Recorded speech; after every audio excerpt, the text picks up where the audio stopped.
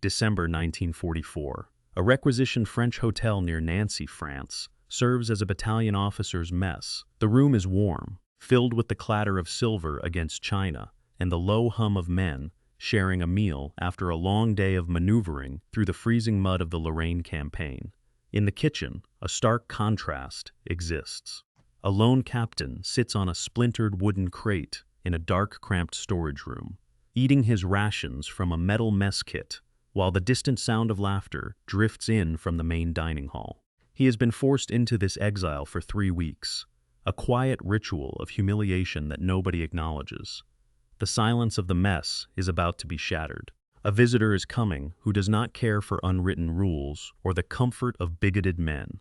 This is the story of what happened when dignity was denied and then restored. Before we continue, make sure you subscribe. We tell the World War II stories that show what happened when old hierarchies met new realities.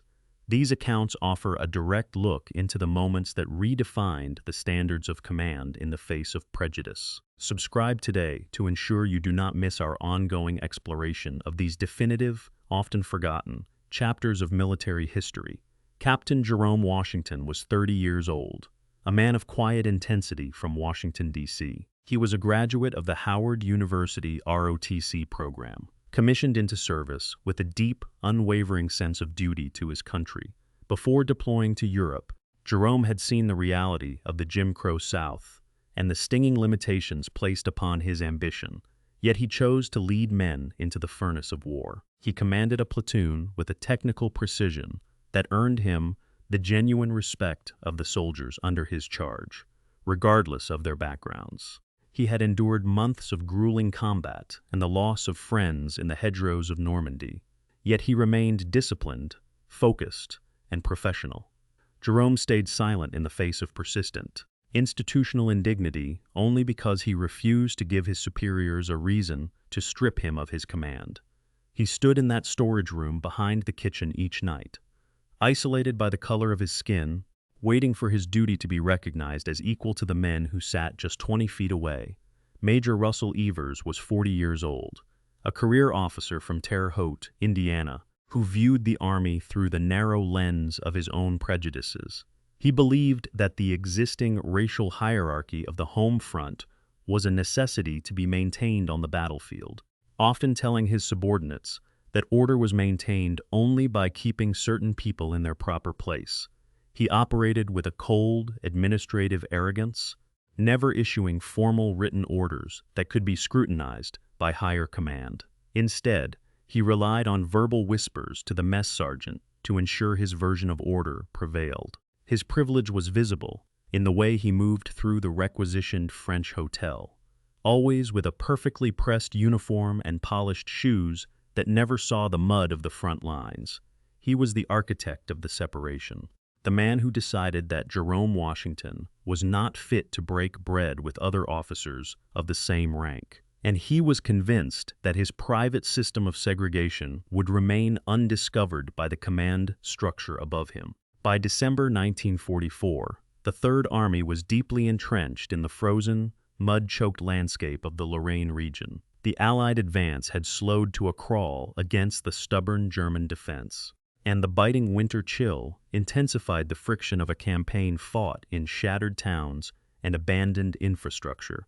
Supply lines were stretched thin across the war-torn countryside, and the logistical chaos forced commanders to occupy whatever buildings remained standing, often leaving disparate units to manage their own local administration with minimal oversight from high command. In this environment of instability, the normal protocols of Army life frequently buckled under the weight of prejudice and individual bias. Because the front was fluid, and the bureaucratic reach of headquarters was often focused entirely on ammunition and fuel, small unit commanders like Major Evers operated with a dangerous degree of unchecked authority. They exploited the administrative vacuum to impose their own social hierarchies, assuming that the chaotic nature of the European theater would mask their discriminatory practices from the eyes of their superiors. While other battalions maintained the basic tenets of integrated service, some officers quietly fostered environments where bigotry was permitted to flourish, under the guise of maintaining order or avoiding friction. These men used the ambiguity of occupation life to isolate those they deemed inferior, effectively creating parallel systems of service that went ignored by subordinates who feared the consequences of challenging a commanding officer. This degradation of military standard was not merely a lapse in discipline. It was a deliberate abandonment of the principle that every officer, regardless of his background, earned his place at the table. The situation at the hotel near Nancy was a direct consequence of this rot, a localized failure of leadership that waited only for a force strong enough to expose the deceit. The stillness of the battalion mess hall was about to be broken, as the reality of the front line moved toward the front door. "Major, I've been looking over the seating arrangements for the evening meal," Captain Arthur Miller said, stepping into the battalion office. "I noticed Captain Washington has been directed to the storage room again." Evers did not look up from his desk. "The arrangement is perfectly adequate, Captain. Don't concern yourself with it. It's not about adequacy, Major. It's about protocol. He is a captain, same as I. He should be at the table with the rest of us." Evers finally leaned back, his eyes narrowing as he studied Miller. "This is a field unit, not a boardroom in Washington. We have to maintain order. Having a Negro captain at the table creates unnecessary friction with the junior officers.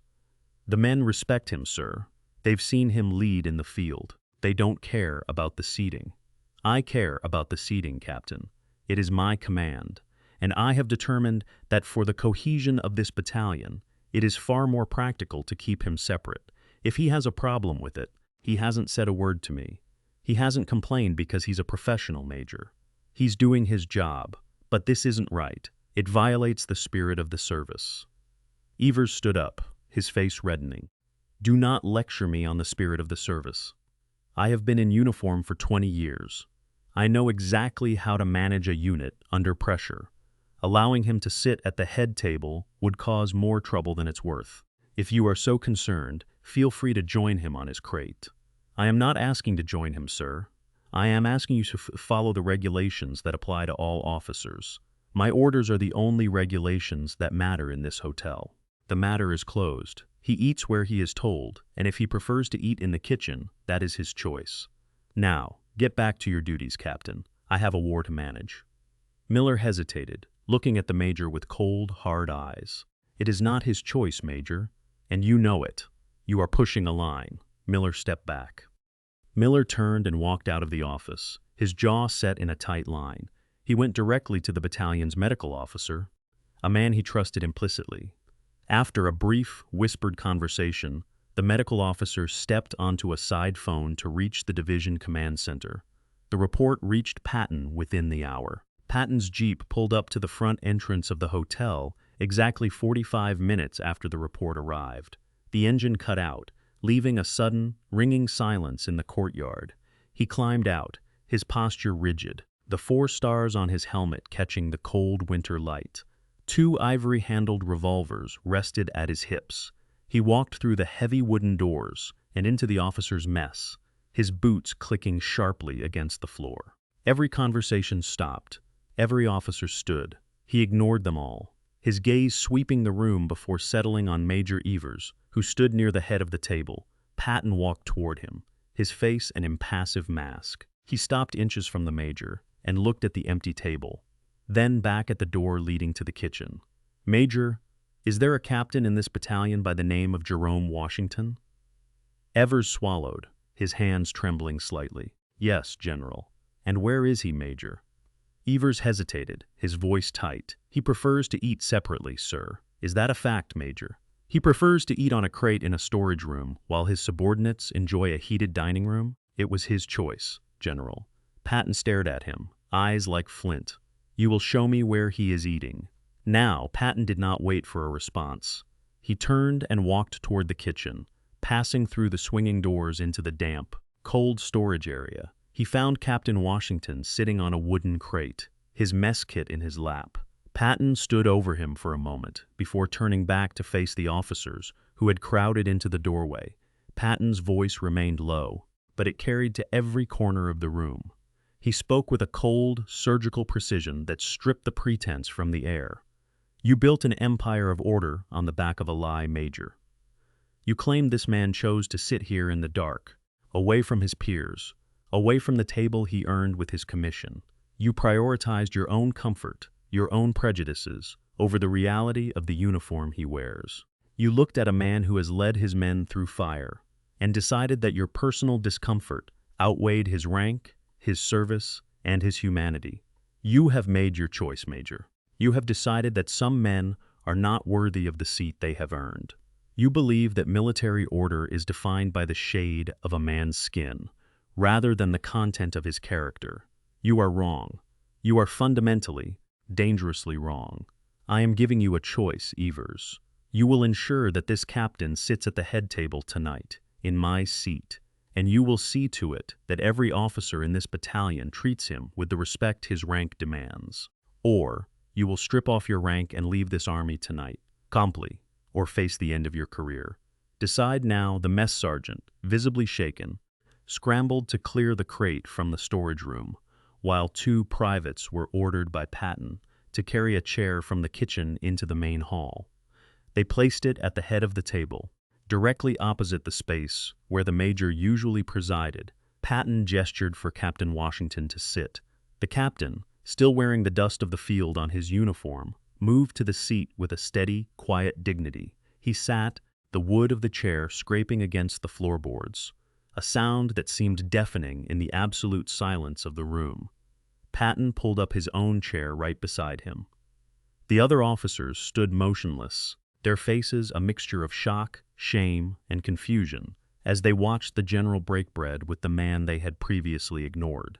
The smell of the food, simple and steaming, filled the room, but no one moved to eat. Patton began to serve the captain himself, filling a plate with the same rations everyone else was served, making it clear that the separation was gone.